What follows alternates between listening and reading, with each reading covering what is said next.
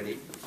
And for those of you, probably everybody knows here, all are so those of you who don't know, this is our panel. They are the DTMs, Jean, Janet, Christina, and Andy.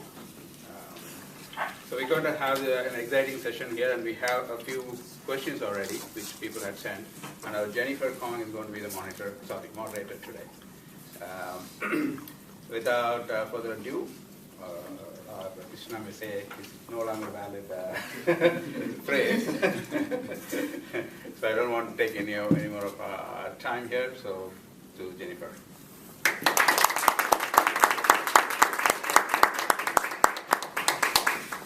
Thank you, Kumar.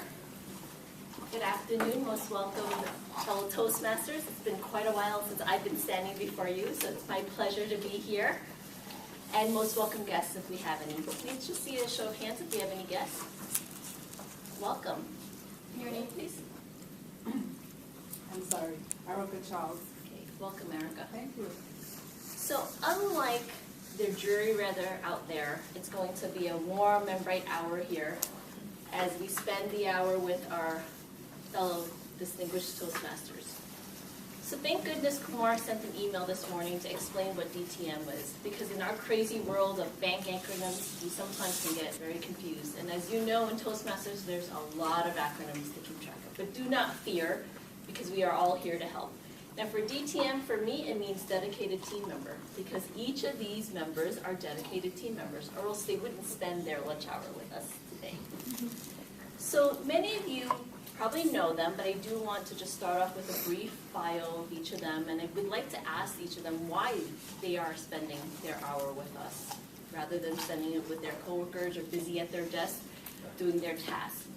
So I'll start off with Mr. Andrew Bain, and you'll have to excuse me, I do need to refer to my notes because I want to make sure that I give them all the credit that they deserve.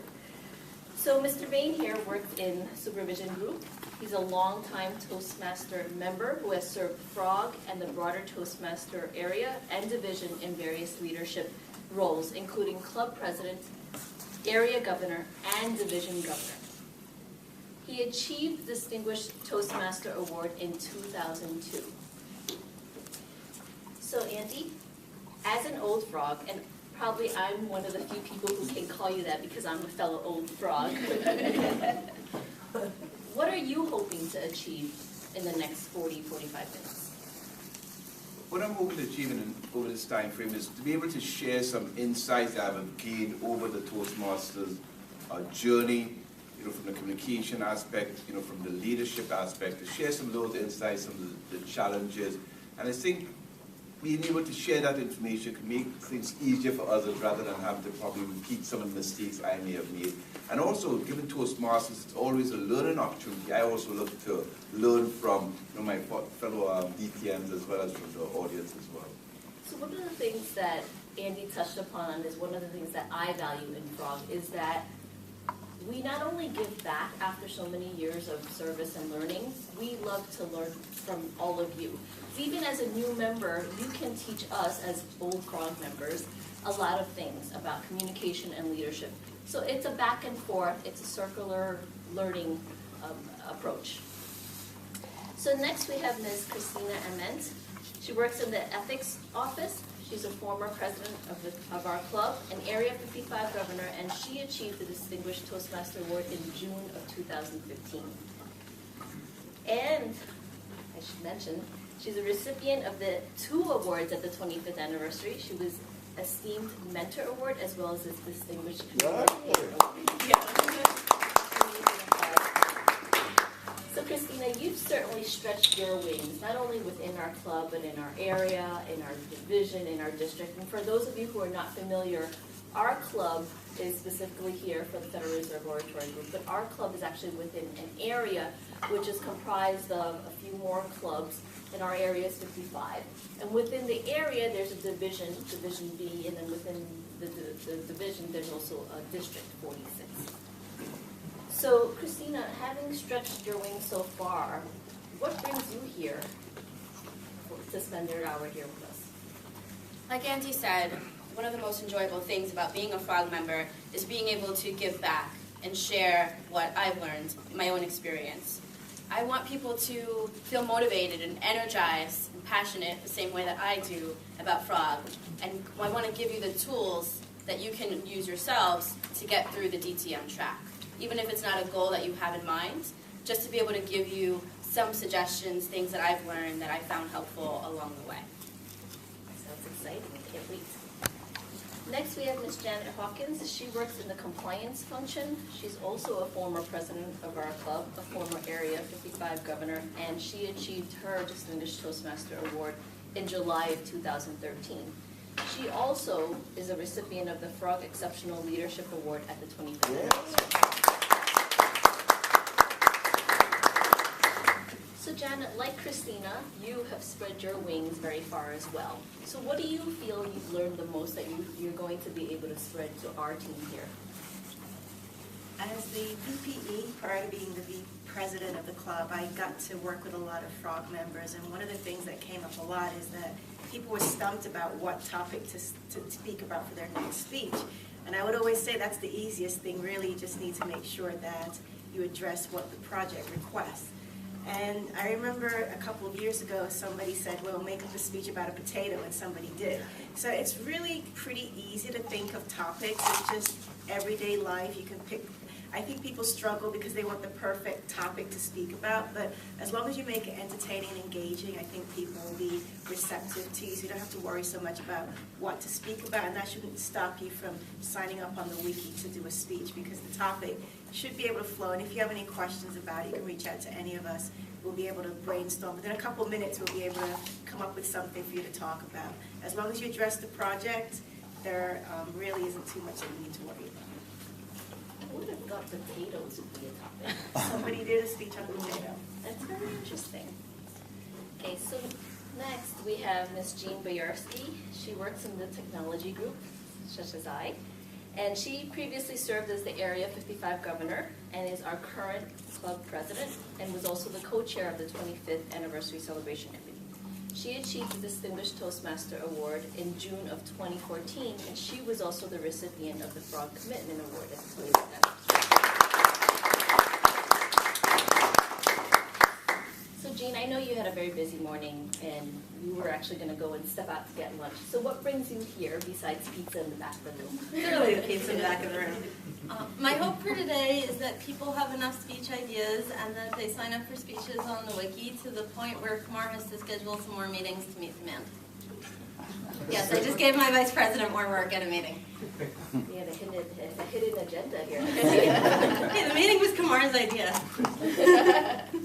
All right, so thank you all for giving your intros. So really in the next 30 to 40 minutes, we're going to be asking questions. Some of you had provided questions, but we're also going to give you an opportunity after I've asked my initial set so that you can ask your personal questions that you may not have been able to pass on to me. We are going to focus on speech topics, as that was pretty much the focus that you had requested for, speech topics, speech content, what motivates you and things like that. So as you hear things from the panel, please jot down some questions, because again, we will have a Q&A session at the end of this, at the meeting. So with that said, I will start off with a few of the questions that I received, and then we'll see where that takes us. So I'm ready for you guys to open your book of secrets and share your techniques with us. So I'll start off with Janet. So I am a project manager, as you know, in technology services, technology group, still trying to get used to our name. And I feel I give speeches all the time. So why should I give speeches in Toastmasters on my own time? I believe that when you give a speech at Frog, there's a little difference from giving it at a business meeting. When you give a speech at a... That's good. That's good. So for those who are interested in mentor, I think that's something that certainly, I've never had a formal mentor, but I've tapped into each and every one of the panelists here to seek out. So I think it is important to seek out for advice, especially from esteemed mentors such as those here for our panel discussion. So Andy, you talked a little bit earlier about techniques for speeches. Can you share one or two that you have? At first, I really struggled with the speech ideas to come up, and then I took a course outside the Fed, which was called Thinking Outside the Box. And they pointed out that in terms of your thinking, as you know, you have a left brain, a right brain, and some is very structured, and some is, in terms of being much more creative. And that really was very insightful to me in terms of being able to pick speech topics, because I was very structured and very rigid in coming up. And I learned a technique which some of you might be quite familiar with, we call brainstorming. And that was very helpful to me in terms of selecting topics. But even before that, I came up with an acronym which I call SIR, S-I-R. So S-I-R really means in terms of you're a subject matter expert. So you want to be able to select a topic where you're a subject matter expert you'd feel comfortable with. And that's one of the reasons why your icebreaker is about yourself. You're a subject matter expert. And then you want to have a topic that you're interested in. I know some of my colleagues mentioned having an interest in a subject. And then the third component, which is the R, is that you want to make sure it's relevant to your audience. Okay, you can take any topic, but you have to understand who's the audience you're presenting to and make sure you could target that audience to have that type of presentation. And then in terms of brainstorming, how many of you are familiar with the technique of brainstorming? Just a couple nods. Can I just get 2 minutes quickly just to show you? I have a green marker here, right? Frog is green. Just say, for example, we took a trip, had a trip to St. Martin. So this would be in terms of vacation to St. Martin. But in order to talk about a speech about St. Martin, the first thing I want to do would be to probably come back and talk about maybe planning. Planning could be one topic. Then once I decide, could be another topic, could be making a reservation for this trip. So you have, a reservation. How do you make, a reservation? Then you can talk about actual vacation on the island itself. That could be another vacation topic. Even to get to this destination, you could talk about, departure modes. Could be another topic. And then you can also talk about the benefits of a vacation. So this could be another topic. So you just throwing out ideas. When you talk about planning, okay, well, how do you research in terms of where do you want to go? In terms of the research could be another subtopic on the, like researching it. Then in terms of making a reservation, do you do online? Do you do a broker? So you have different topics you can talk about in terms of doing it. Then you come to the actual island itself. Well, what do you want to talk about the vacation island? I know Mario had talked about some island he did in Dominican Republic. Then you want to talk about departure. Well, which airport you left from? LaGuardia, JFK. Even LaGuardia could set off another idea. Well, why was it named, LaGuardia? So all of these could probably potentially give you anywhere from 50 to 70 different topic ideas. And then you could want to select one that you're comfortable with and then further build it out in a structured way. So the brainstorming is just free form, coming up with ideas, no restrictions, just put on anything. Don't judge yourself, don't formulate any ideas at this point, and try to come up with as many ideas as possible. So this is one of the techniques for brainstorming. This is great, and I'm actually in vacation planning mode, so I like this benefits box right here. So I think technique is important, and everybody has a different technique. So maybe one of the other panelists, would you be able to share a technique that you have in coming up with speech topics and speech content? For speech content, I always outline. I know that I'm going to be able to cover 3 main points in a 5 to 7 minute speech. So the first thing I do is I write out what those are on different parts of a piece of paper, and then I write a couple of examples or quotes or things I wish to use, and then I write the introduction and conclusion. Yeah, similar to Jean, I've done a lot of speeches, as we all have, and I write every one of them out, and I know a 7 to 8 minute is about 2 pages, and I tell my mentees the same thing, that I literally write out the speech. Your speech may not go the same way you write it. That's just to give myself an idea of what I want to talk about, like Jean said, about the topics, and put it by paragraph. So writing it out is very helpful for me, and I still do that to this day. I think it's nice to show that even though Janet writes out her speech and I outline my speech, we're still writing out what we're going to say. We're just using more or less words to do it, and we know how long on paper the speech should be or the outline should be. I find that to be really helpful in my real job too. I was asked to present something for 15 minutes. It's like, great, that's 10 points.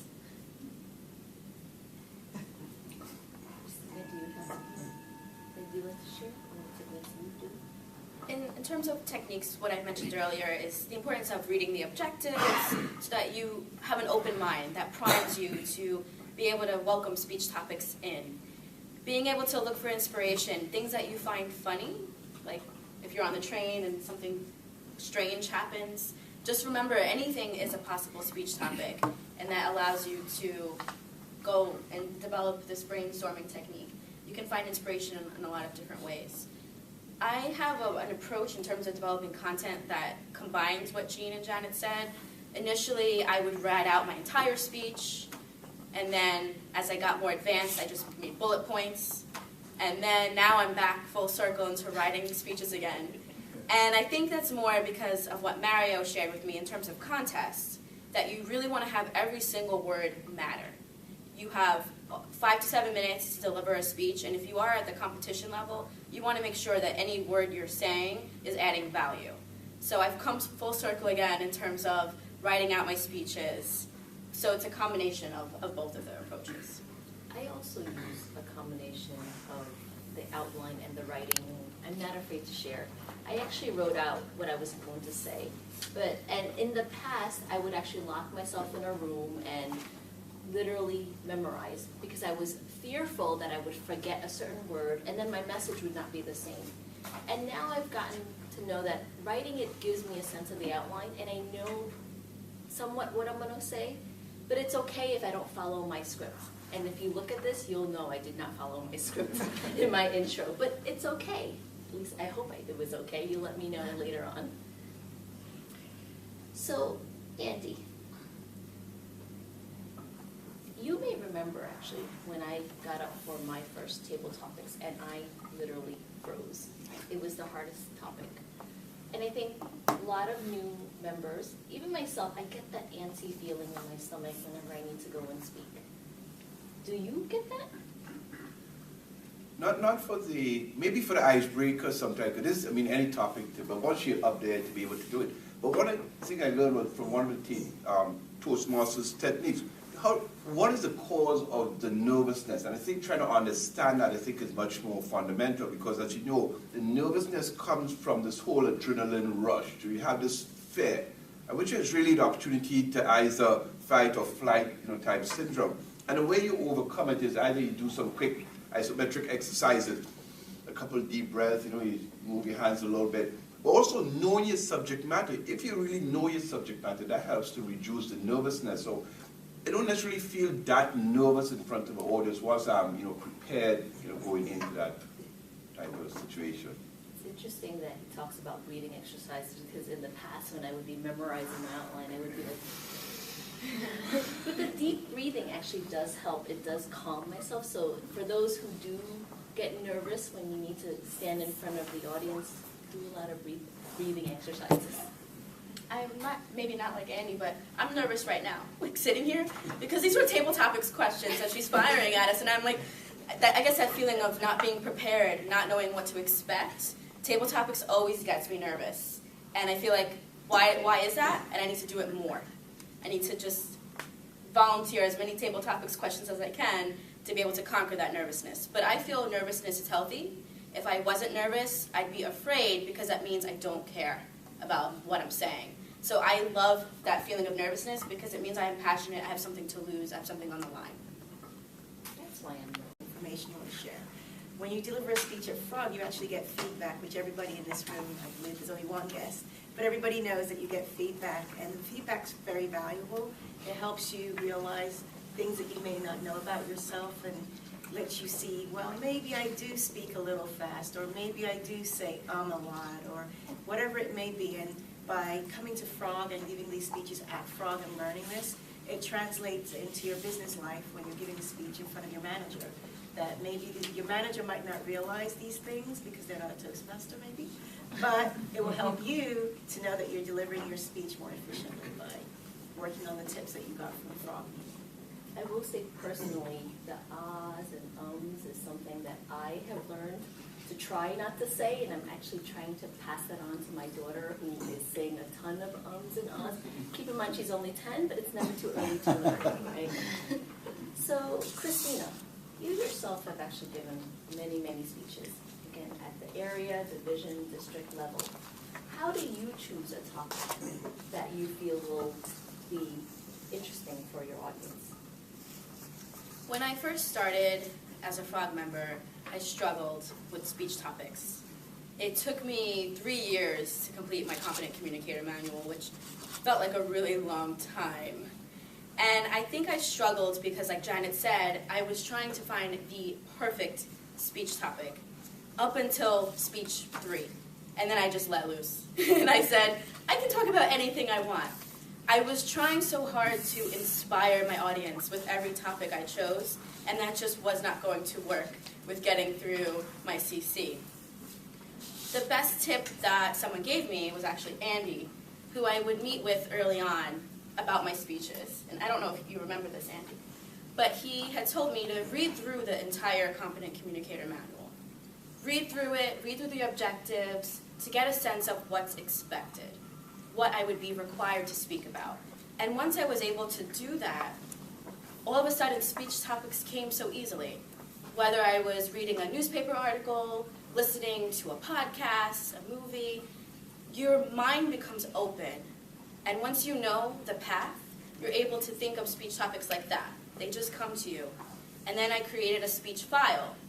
So anytime I had an idea, I would email it to myself at work, and I have a Frog folder in my task list, and I'm able to just look at all of these ideas I have for speeches, and I think to myself, that would be a great Project 5 because it's about volleyball, and I can show how to do volleyball moves. So knowing the objectives helped me so much in terms of knowing what I should talk about and allowing me to have that open mind. Thank you for sharing that. I like the filing method. Sometimes, we have that light bulb and then we forget to jot it down, or we forget where we jot it down. So it's good to have that one place where you can just dump your ideas in and then look through as we work on our speeches. So Jean, you've completed the DTM. What are some of your more interesting topics that have kind of stuck in your mind? I think for me, the ones that were most interesting were either ones that I did for fun. For example, I did a contest speech on how a robot would prepare a peanut butter and jelly sandwich, and since I was so passionate about it, the audience had fun as well. The other category that's really memorable for me is speeches other people have asked for. I've gotten requests for speeches about the wiki or SharePoint or pretty much insert anything technical here, which shows that you can get other people to give you your speech ideas. Like, hey Mario, what would you like me to speak about? And if he says tennis, I've got a speech. Okay. Andy, you also have motivated me throughout my career in Toastmasters. But how do you as a mentor work with a mentee to find that right topic for speeches? But in terms of working with a mentee, one thing that you want to do is not to be able to inject any of your ideas onto that person, because sometimes you might be very familiar with, for example, technology and have great ideas on technology. You want to really explore with the mentee to see what they're comfortable with, and then share with them the techniques for being able to select different, speech topics. And I can share with that later with you in terms of how some of the techniques I use to select speech topics. Sounds good. Very excited to hear about that. So DTM, I myself, I completed the Competent Communicator. I think it took me many, many years to do so. And I'm working on my advanced, but I feel stuck in there. With the advanced, there's actually many different topics, manuals that we can choose from. I think I've completed 2. I have 8 more to go. What kind of advice would you have for me, Janet, to help me move along with the advanced communication route? Well, as you mentioned, there are many to choose from. Like Jean said, just pick something that's fun for you. When I looked at the number of choices when I first started my advanced level, I just picked humorous and storytelling because to me those would be interesting topics. So pick a manual that you think would be interesting and something that you would easily be able to find speeches to complete those projects because they're very specific, as you know. But there are only 5 of them, so it's not insurmountable, and you can do 5 speeches. And to Christina's point too, just have a list of ideas that, for me, ideas popped up all the time. It was never a problem, but just commuting was one of my favorite ones because I would always see funny things happening on the subway. So if anybody saw my speeches, I always spoke about silly things on the subway or things that happened on the street.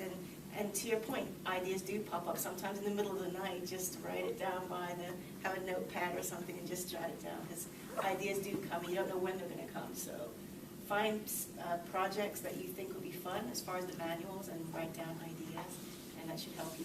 And then set a timeline for yourself too. If you don't have a timeline, you'll be thinking about it forever. Just say, you know what, 2 months from now I'm going to put my name on the wiki and stick to it.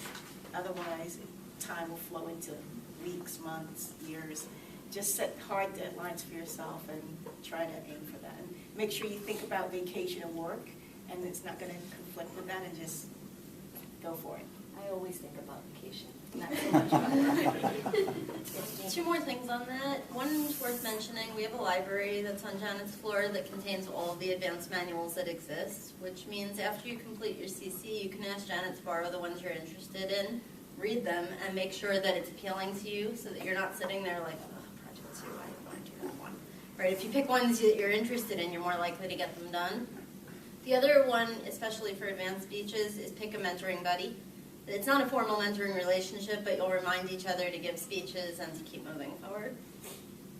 And on top of that, some of the advanced speeches are very long, so be mindful of that. If you pick a manual, some of these speeches are 30 minutes or so, so try to pick manuals that have something that can work into a regular frog meeting where you don't take up the entire meeting with just your project, or that can be cumbersome if you have a very long project. So flip through and see something that's 5, 7, 8 minutes. Maybe 10, but don't go too far. Otherwise, it can become a problem. Janet just reminded me why I'm avoiding the advanced communication. I can't imagine speaking for 30 minutes straight, especially on an interesting topic. So when I work on the technical presentations, I'll probably need to touch base with Eugene. Yeah, the technical ones are all shorter. Christina, we've talked about mentors a lot. I don't know if everybody here realizes that they do have the ability to partner with a mentor. Can you speak a little bit about that? Because I know you do have several mentees. I find that the best mentoring relationships happen when the person chooses their mentor as opposed to assigning them. So pretty much the mentees I do have are because they selected me. And that means that they saw something in me that they wanted to learn from. And I feel like that makes them motivated to continue the relationship. The converse of that, if you're assigning a mentoring relationship, you're forcing something to happen. It's not as organic, and it's almost like Match.com, like you don't really know what you're going to get. But I feel that is important, to be able to select someone who you feel you could be motivated by, or you're inspired, they have a quality that you want to tap into. So I find that is really helpful when selecting a mentoring relationship. Can I just, I think it's natural to feel nervous, and actually someone taught me that adrenaline actually makes us feel good because we're there and pumped and energized. So coming in here, I was nervous, I still am nervous, but those butterflies are going to relax a little. Janet, do you have any techniques that you deal with nervousness, or do you don't get nervous No, at I all? don't. I think for my first speech, because I practiced, because it was your icebreaker, you're like, oh, I want to be perfect, and it doesn't go the way that you expect it to. After the first speech, I didn't get nervous. It's just, like Andy said, being prepared. So I was always prepared for every speech that I gave, so that was, it takes away the nervousness. But table topics, I'm with Christina. That is hard, because Denise is awesome. Love Denise with that. But thinking on your feet within 30 seconds is not an easy thing. So for me, I prefer prepared speeches because I'm prepared when I'm ready, so I don't have nervousness about it. I think something I've observed in both myself and new members is the amount of nervousness goes way over time, but it doesn't go away completely. For example, when you're doing your icebreaker, you may be nervous for the whole time you're doing it, or it may be visible, or you're worried about, oh, are people going to see, and it compounds. After a while, you get to the point where you're nervous maybe for the first sentence or two, and then you forget about it because you're engrossed in your speech content, which means having that strong opening gets you past the nervousness, and then you have time to forget about it. Jean, you know, achieving a DTM has many, many milestones. So can you speak a little bit about how, did you plan in terms of how you were going to achieve the DTM? When I joined Frog, I looked at the DTM and said I was never going to get a DTM. I was going to do components of it, and when opportunities presented themselves, I did take them. For example, Janet and I had the opportunity to mentor a club, and that sounds fun, and I really enjoyed that. Then I thought, well, being the area director would be just like mentoring a club. It's not, it's a lot more like management, but I had already committed to doing it before I realized that, and so forth, which meant I had achieved all of the components, and then eventually I had a DTM. But I don't think planning it out would have helped because I would have felt compelled to do it versus, oh, that sounds like fun. Nancy, I think you had a little bit of a different approach. I remember you had a pretty rigid plan. Yeah. So when I did this CC, the CC took me probably at least 5 to 6 years because I was literally drifting through the stuff, no structure, and I realized, oh, why is this taking so long? Once I completed the CC, I realized that there was much more to do on the advanced communication track, the leadership track, and became much more focused at that point, setting in terms of ultimately having the DTM as a goal. But that was so far ahead that I then had incremental goals. After the CC, the goal was the advanced bronze. And then I started doing, the SMART goal techniques. I was able to set a date for completion and then backfill in terms of when I need to complete the projects and had it really listed out. And then I was much more structured in terms of being able to execute towards reaching the DTM, so the structured approach for that. Janet, what about yourself? Yeah, so because my first role was VPE, I got to learn a lot about the program because I joined Frog, I knew nothing about any of the educational program, but once I became VPE, I made sure to learn what was required, and I was very focused, and anybody that knows me knows I was very focused, and it took me 3.5 years because I was laser focused, and I was doing a speech every other month, and just making sure that I was completing it. So my goal was DTM, and I had a goal line for myself and a target date, so I was constantly working on it. So for me, it was very structured, and it was very linear, and I made sure I didn't miss any deadlines, and so I was able to finish it in 3.5 years. So it's a little different from everyone else, but because I was VPE, I knew about it, but if I hadn't have been VPE, I might not have even realized that a DTM existed or what the track was. And I find a lot of new members find that they don't really understand the process of getting there. They know about CC, and that's pretty much it. They don't really know too much about the leadership track or how to get to DTM. And I like that there's a little infographic that shows the little boxes.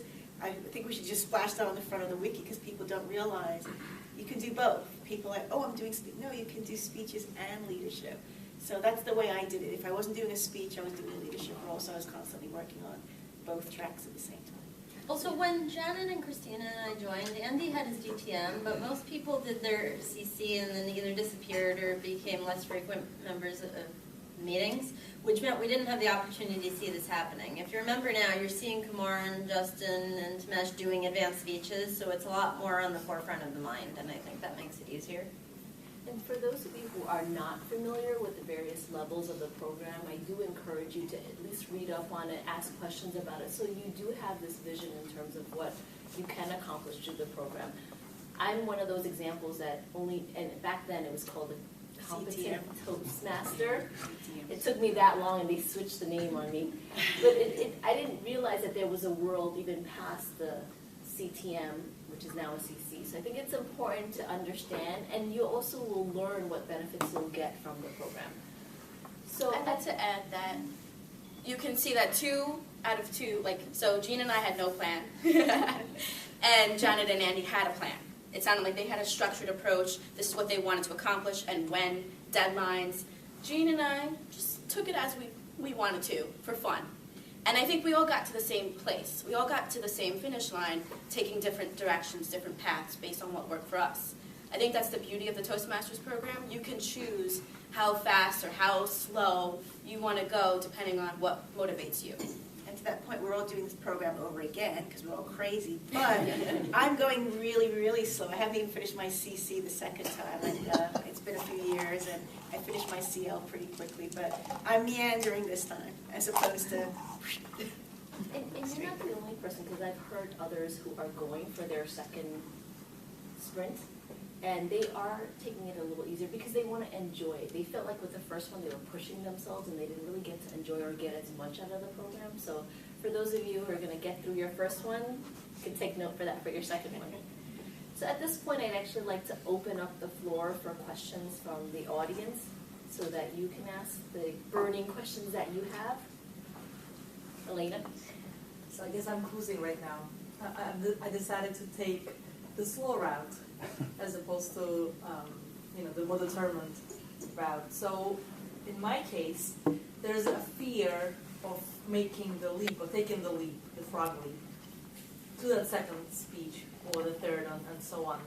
So I'm sure in your career within the frog, there have been a situation where you were afraid to make that leap forward and choose that topic, or in the mind mapping that I've had for myself, there's a lot of topics, but which one do you pick, or which one should be the best one? You know, there's that fear aspect to make that step forward. Any advice? Elena, I'd say what works for me is just signing up for a speech. So some people may take the approach, I'm going to wait until I have a speech ready, and then I'll put my name down. For me, it's like, I'm putting my name down, and the speech will come. The topic will come, and I will work towards achieving that goal and be consistent with my commitment. That has helped me, because once you sign up for something, you take a stand, you work towards being consistent with yourself and the stand that you've taken. So that's the approach that's worked for me, just signing up, taking that leap, getting over that hurdle, understanding that it will come, it will happen, and it will be great. And the signing up also helps with the perfectionism problem, because if you're speaking on Thursday, you only have so long to pick a topic, and at some point you'll sort of in your mind settle and just pick something and move forward.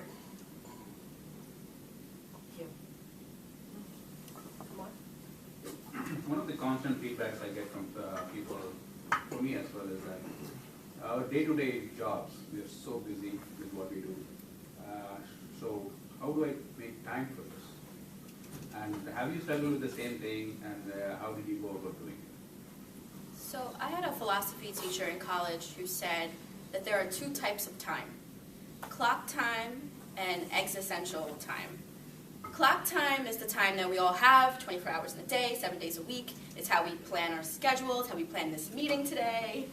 Everyone has the same amount of clock time. And basically it means that it's a scarce commodity, something that we run out of, something that we're victims to. The other type of time, existential time, is basically the choices we make with our time. So if someone says, I don't have time to do that, what they're really saying is, I'm choosing not to do that because I don't want to. So when you make a choice of how you use your time, it's because it's important to you. You're seeing it as a priority, and that is the choice you make. So if you feel that frog speaking, Toastmasters is important to you, you're naturally going to make time for it to happen. And it will happen. Be every time unless you have a team meeting, but most times it's 12:30 to 1:30. We start and end on time. I've seen people come a little late or leave a little early. If you need to do that, it's fine. I've seen people give a speech and get evaluated right away because they had to go to another meeting. So even if you can't stay for the full hour, you can still get done what you need to get done, a speech and an evaluation, because the Toastmaster will change the meeting time around a little bit or accommodate you. So to Christina's point, if you make it a priority, you should be able to attend. I know for supervision it's a little difficult because you have meetings pop up sometimes, but just trying to make sure you get to at least one meeting a month. It is twice a month. There are evening meetings. There are so many meetings now that you technically don't have a reason why you couldn't attend at least one of them. Even if work is a conflict, you can attend sometime. At least one meeting a month is enough to get something done if you want to keep progressing on your Toastmaster journey. And do a role at every meeting you're at, right? The goal isn't just to come and sit there silently. So, Jean, you spoke about your manager being aware, or you made him aware at the time that you're part of Frog. So, are all your managers aware, and are they supportive? And maybe share your experience, Andy? But I mean, what I did, Kumar, your question is a really good one as well as Jen. What I did on my calendar on Thursdays, initially I had blocked off 12:30 to 1:30, so nobody would schedule meetings around that time, and then I had a 15-minute block, before, so clearly had to make sure that time. I think, the manager knows that you're involved in, but I think more important than having the manager know that you're involved in is really applying the techniques that you have learned in the Toastmasters, whether it's a meeting with your manager, and then they can really see the influence, and then that way you could, indicate when you're part of Toastmasters, or even when you do your development goal. I know Jeannie talked about that, including Toastmasters. I want to hold my continued holding leadership communication skills, including that as part of your TPMS as well. Yeah, I'm going to give 3 speeches this year as a great goal. It's easy to measure and it gets you to do it. I also have as a personal objective of my goals that I'm willing to participate more in Toastmasters, and thankfully That doesn't sound you'll give measurable. me- you give me So smart one. Specific measurement. 3 meters. Are there any other questions from the audience? Mario? One of the things I've relied on each one of the panelists for individually as well as collectively is their amazing ability to give feedback at all different levels. I'm just curious, what have you guys done just to make sure that you've been so consistent in just being able to provide great feedback over the years? To me, I think one of the things with feedback, it has to be constructive, right? So you really give constructive, feedback, and to the benefit of the person. Okay, great speech. Well, I mean, great speech doesn't really tell the person anything, right? Why was the speech great? And you want to give specific examples of what was effective and what you could do differently. And I think if you really, and this is why I think the mentoring relationship really works in terms of if you're really honest with the person, you give them some candid feedback and say, well, look, this is really where you did not perform as well, but I think you could do better in this area by doing this. Wow, right? So that I think helps in terms of feedback being candid and constructive. And knowing the person you're giving feedback to. If it's your mentee, you know what they're looking for. If it's Mario, I can give him a list of tiny little trivial nits and he's gonna be okay with it. If I don't know the person that well, I'm gonna give a more generic Toastmaster style evaluation where I list a couple things that were good and why and bad and why and move forward from there. Because you don't wanna make the person uncomfortable and you don't want them shut down because you're just giving them so much feedback.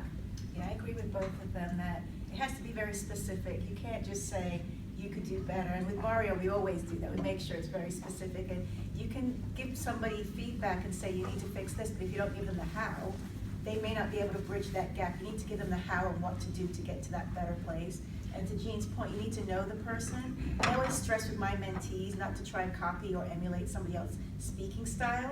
You can see somebody's speaking style, but don't try to copy it because that's not you. You have to bring your authentic self when you're giving a speech, otherwise it sounds forced and you don't want that. So take your bottled self and maybe emulate a few things, but make sure that it's authentic and it's you, and you'll be okay when you're giving your speeches. One of the things that I've learned is the benefits of feedback, where I do enjoy hearing about the areas of improvements, because obviously that will help me hone in my communication skills. So you look for those things, like tell me more. So, Tamesh, did you have a question? Yeah. For me, I still feel nervous getting up there, and there are two things. I shouldn't be, but I'll just say that out loud.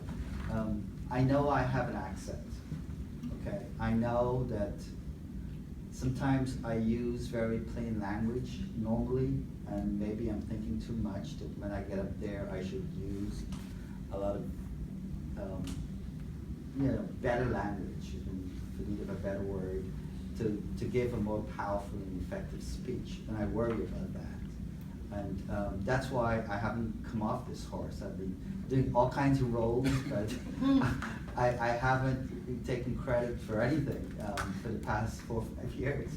So I'm kind of nervous about preparing for a speech and delivering it. I guess I'm afraid of failure in some ways, or not making that perfect speech. So you guys know me. What do you think?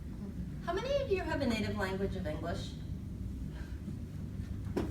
4 people.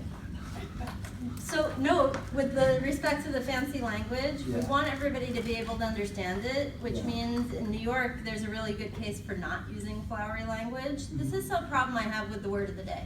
Toastmasters comes and encourages us to use this fancy word that nobody's ever going to use in a speech or understand and make it part of our speech. Don't do that. Use words that you're comfortable with. Use more vivid words, but not fancier words, right?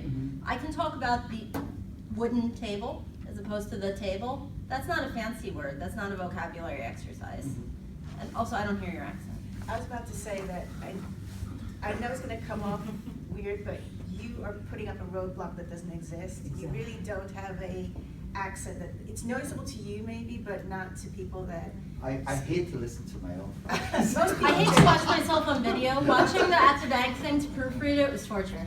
Yeah, most people do, but your roadblock is not that it's not valid because it's your perception, but from everyone that knows you, that's not the case. Your accent is not an issue, and as far as using those $10 words, they call them, you don't have to. Just speak clearly and get your point across, and that's perfectly fine. You don't have to dig deep and find a word out of the source that makes you sound smart. You are smart, you are intelligent. Don't use that as a block for yourself, because when you were doing the award ceremony, you did a great job, so nobody noticed. anything. You ran it by us and we gave you a point. But really, you're fine. And telling you that is one thing. You have to internalize that yourself and realize and get over it. The thing is, you do it. You just don't think about it because it's not a speech. Because when we need a Toastmaster, I routinely went to you and Ken, right? And you would do Toastmaster on a day's notice. That was using words, that was speaking in front of people. You just didn't have the time to psych yourself up and be worried. Maybe that's it. Don't worry about it. Just put your name on the wiki, just jump in. Dive right in. It's easier said than done. It is. I It know is. sometimes we're our worst critic, but I do, just give it a try. I think at this point you've gotten a lot of feedback that, just plunge ahead. I'm curious, has anybody mentioned to you about your accent, or did you make you think about it? No, it's just when I hear it in the recordings, I kind of, I don't love my, I guess, I don't like it. It's not a hinder us understanding you. It doesn't hinder understanding. You may have an accent, which we don't hear anyway, but it doesn't hinder us from hearing it clear. And you are great as Toastmasters. So there you go. I feel the same way too when I listen to myself. But I feel that what works is record yourself over and over and get used to listening to yourself, because it is what it is. That's how you sound. And I feel like once you get used to hearing your voice, you'll be okay with it. It's great advice. I mean, I myself like being videotaped now because I do see how I am. And one of the things I've caught myself is like my hair is sticking up. So right before I make a speech now, I run to the bathroom just to make sure everything looks fine. I put my makeup on, as Pinar noticed. Eddie, would you like to ask a question? So, excuse me. Regarding the skills used in the speech delivery, so currently I'm in the track of the completing my CC book. So I'm follow the skill specified in the CC book. So do you guys recommend any other resource we can follow to improve your skill in your speech? Or if yes, what kind of resource we can use in our speech? I'd say 3 things helped me become better. One of them was a course outside of Toastmasters that I took. It was a storytelling workshop. I learned how to develop a story and how to put the perfect amount of Goldilocks level details. So when I don't know if you saw my speech years ago about my father, in which I did for an international speech, but I first gave that speech at the storytelling workshop. And first time I gave it, it was 4 minutes long. And people were like, what does he look like? What does your dad look like? How did you know he wasn't coming back? All of these details that were missing from my speech that were important for the audience to know. And I continued to work on that speech, and it came into like 10 minutes. And then I was able to scale back and make it a 5 to 7 minute speech. So the storytelling workshop helped me learn how to tell a story, how to tell your personal story. The second thing I took that really helped me was an improv class. And that helped me learn how to get outside of my own head, be comfortable with being uncomfortable, and just get better at dealing with things that happen unscheduled, just to be comfortable with that and not have a plan. Then the third thing I'd say that helped me along my speech journey was contest. And the act of working on one speech, editing it, making it perfect, delivering it in front of different audiences, knowing when there's a laugh line, when you get that emotion. Contest really helped me develop and craft a speech and learn how to become better with the feedback I got. I just quickly added, I think and you say you're currently going through the CC program right now. The CC provides the basics, and you really get to understand all of the different components: vocal variety, eye contact, hand gestures, and ultimately to number 10.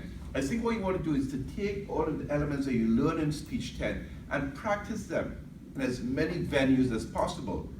And one thing I really learned from the CC was to speak with no notes, and then any opportunity I got to speak outside of Frog, whether it's at my local church, my local community activity, using those opportunities to then practice that. And I think that really would help you then to be able to develop your techniques. And I truly believe that the Frog program far outweighs some of the HR programs they have on presentation, which is like a one-day stuff to train. And I've seen some of those, but Frog I think is a really great program. Something that's helped me a lot is remembering that there are a lot of people who now have evaluation skills that you work with, especially on your team. That means when you present something for your actual job, you can get feedback and see how to grow and how to present that technical information better. Their team has a cluster of members, which is great. Whether it's a formal thing or just at a status meeting, hey, what did you notice about this? The key is to ask them first, so that they're paying attention to how you speak. I've asked Jen, I've asked a few people I've worked with for this, it's helped me a lot. The bad news is that we do need to end the Q&A session. The good news is that everybody's here to, not just today, but onward to answer any questions that you have as you continue your Toastmaster journey. So in closing, I ask each of the panelists to share one sentence, and only one sentence, and share with us what you feel is the best kept secret about giving speeches, whether it's your own secret or something you've heard today or someone else's. I'll start off with Jean. A leadership role is a speech, you should sign up. Janet. Memorize the beginning and ending of your speech. The rest of it will flow together, but if you don't have a beginning and an end that's well formulated, you're going to be in trouble. So just try to memorize that, and the rest of it will flow. I know, right? It's very long. It's a run-on sentence. Run-on sentence. Christina, that's okay. It gave Christina some time to think. I'd say get out of your way. If you're feeling nervous, if you feel like you won't do well, that you don't have a good speech topic or no one will want to hear it, get out of your own way. You are your own worst enemy, and we all are interested in you, and you're all wonderful human beings. Andy, one sentence. As a speaker, you have a tremendous amount of opportunities to influence your audience in terms of either to inform them or to inspire them. With that,